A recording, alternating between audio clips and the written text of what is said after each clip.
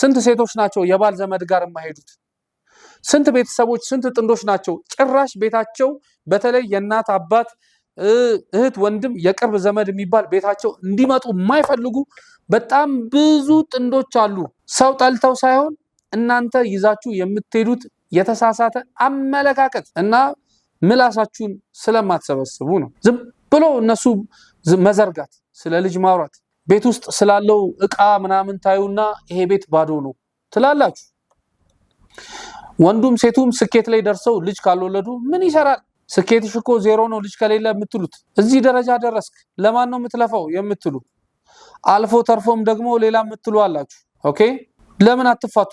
አንቺም ሌላ ቦታ ሄደሽ ውለጂ፣ አንተም ሌላ ቦታ ሄደ ውለድ የምትሉ የምትመክሩ ደፋር እናትና አባቶች አላችሁ። እረፉ፣ ተው፣ እረፉ።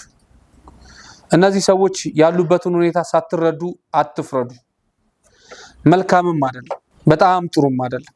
ስለዚህ ይሄንን በደንብ ማስተካከል አለብን።